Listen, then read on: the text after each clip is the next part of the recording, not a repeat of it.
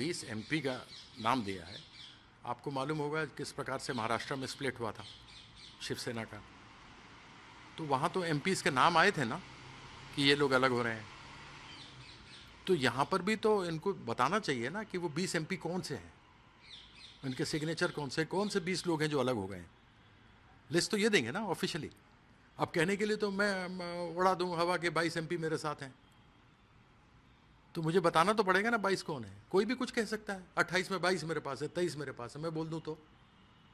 इतना मुझे मालूम है कि 12 लोग गए थे मिलने, उसके बाद 2-3 लोग और गए हैं। शुभेंदु अधिकारी के छोटे भाई के साथ 12 लोग वहाँ पे भूपेंद्र यादव के यहाँ मिले थे।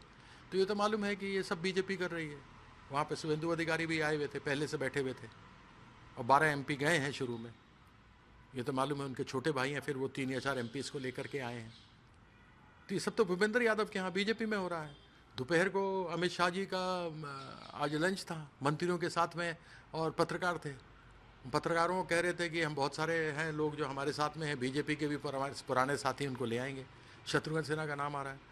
शत्रुघ्न सिन्हा जैसा कहाँ पहुँची हुई हैसियत, अंतर्राष्ट्रीय स्तर पर जाने वाले लोग, हज़ारों सिनेमा किए हुए हैं, लोगों को इतना लोकप्रिय मनोरंजन उन्होंने किया है, इतने सीनियर है पार्लियामेंट में, कैबिनेट मिनिस्टर रहे हैं। उनसे मेरी बात हुई, उनको बदनाम कर रहे हैं, उनका नाम लिख रहे हैं, मालूम ही नहीं है। काकोली घोष इन सब चीजों को लीड कर रही हैं, आपको उम्मीद था ऐसा हो सकता है? काकोली लीड कर रहे हैं, वो तो समझ में आ गया। उन्होंने रेजिग्नेशन भी दे दिया। टेक्निकली अगर एक्सेप्ट कर लेती हैं चेयरपर्सन तो वो नहीं रही मेंबर पार्लियामेंट। आज वो कह रही हैं कि मैं चीफ विप हूं क्योंकि मुझे बनाया गया था। पिछले महीने ही मैंने ट्वीट किया है, अभी पिछले महीने ही 14 मई को जो हमारी बैठक हुई थी उसमें कहा गया था कि अब स्थिति ऐसी है कि कल्याण बनर्जी को थोड़ा एक एग्रेसिव आदमी है, चीफ विप बनाएंगे। उन्होंने चिट्ठी दे करके स्पीकर को इन्फॉर्म कर दिया है। तो काकोली कहाँ से हैं चीफ विप? और ये लोग इतना ही उसमें है, तृणमूल के ही सिंबल पे तो जीत के आए हैं ना। जाए लड़ें बीजेपी से, इनको इतनी समस्या थी, हम हार गए तो इनको समस्या हो गई, तो जहाज छोड़ के भाग रहे हैं लोग। पहले क्यों नहीं बोला तुमने इलेक्शन से पहले? तब तो सब कुछ ठीक था। आप क्या समझते हैं इसके पीछे बैकग्राउंड क्या है? बैकग्राउंड कुछ नहीं है, इसमें बीजेपी का खेल है। ईडी सीबीआई वाला तो केस नहीं है, लेकिन लोकल केस जरूर इनके ऊपर बनता है। पुलिस से इनको डराया धमकाया जा रहा है। कई लोगों के तो ऑफिस तोड़े गए हैं, वो तो हम लोगों ने देखा ही है। काकोली तो खुद ट्वीट कर रही थी कि मेरा जो स्पोर्ट्स क्लब है उसको तोड़ दिया गया है। बप्पी हलदार का 4 दिन पहले उसका कार्यालय तोड़ दिया, पत्थर मार रहे हैं, गाड़ी तोड़ रहे हैं। कुछ लोग तो इसलिए डरे हुए हैं। आप हैं ना?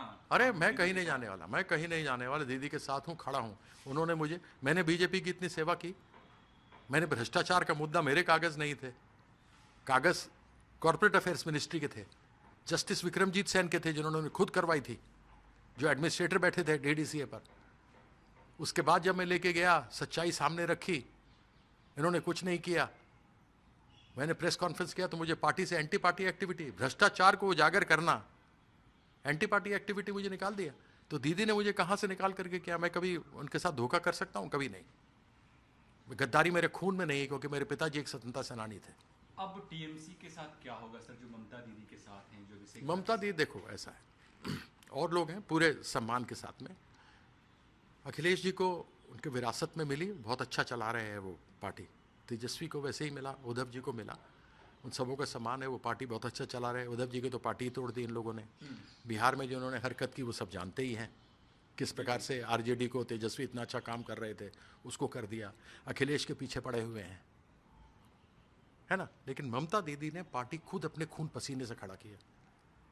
उनके माथा फाड़ दिया गया था, उनको बालों से घसीटा गया था, उनके रिब्स तोड़ दिए गए थे, ये पसलियाँ तोड़ दी गई थी, उनको मार के फेंक दिया गया था कि मर गई है ये।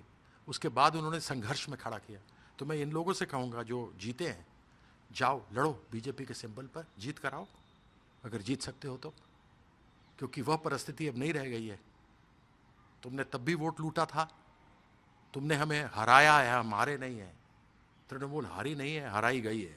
तो जो एमएलए और एमपी अभिषेक दा और ममता दीदी को छोड़ के उधर जा रहे हैं, अलग रुख अपना रहे हैं, ऐसा नहीं है, ऐसा है। ये जो क्लेम कर रहे हैं 20 लोगों का, 20 लोगों की लिस्ट तो देंगे ना, उनका सिग्नेचर तो देंगे। तो मैं अपने लिस्ट में 22 लोगों का नाम लिख दूं? मैं भैया लिस्ट तो दूंगा। अब इनके पूरे नहीं हो रहे हैं तो अब ये डराएंगे, धमकाएंगे, प्रलोभन देंगे, पैसा देंगे, हमेशा करेंगे, जिसमें तो पैसे की तो कोई कमी नहीं है इनके पास।